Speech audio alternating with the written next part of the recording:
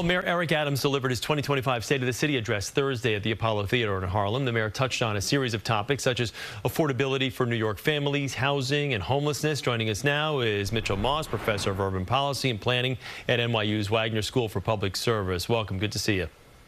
Good to be with you, Chris. So this was Mayor Adams' final State of the City speech before the June primary. How would you rate the tone, the messaging, the overall message? Well, New York has won a mayor who's going to be a strong leader, and he gave a very, very tough speech. And he used it to do two things, to say what they've done and what they want to do.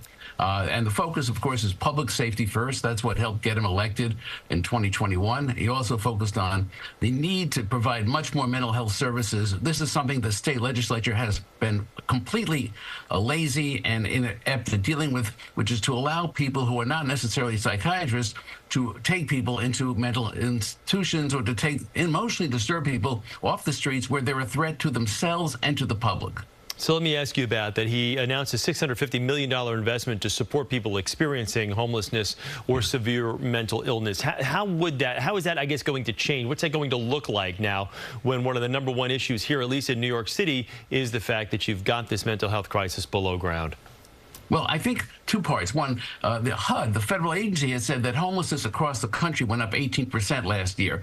New York City's problem this year is that we have absorbed 200,000 migrants who've come here, and we've actually sheltered more than 150,000 of them. And now we have a rise in family homelessness, especially in the winter. People go into the subways, which the tunnels there are warm and they're protected. Unfortunately, the MTA has put all their police worrying about people who are not paying the tolls rather than having the police on the platforms. So they're sitting or standing or talking with each other at the toll booth, not on the train platforms or in the subways. We know how to stop the problems on the subways. We put the police in the cars. Right now, they're not even on the platforms.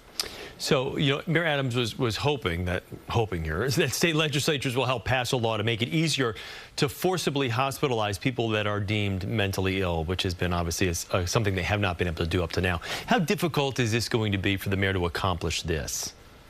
This is a challenge for the governor, who actually has a I'd say a minimally competent relationship with the legislature. In other words, they don't tend to respond to her as a tough governor. I think she's been relatively weak compared to other governors. And the legislature has got to wake up and recognize that the public cares about having emotionally and mentally disturbed people taken care of, and while maintaining public safety. Unfortunately, they have been concerned with the rights of those who are emotionally and mentally disturbed rather than the rights of the public, who actually have a legitimate reason to be worried when they're walking in a place. Remember, in New York, everybody shares the sidewalk. Everyone is walking and seeing people, and the homeless are not invisible. LA is far worse. LA, they just turned downtown into a parking lot for the homeless. Most of the homeless in New York are not in these encampments, but the problem is they're scattered in different places and people encounter them.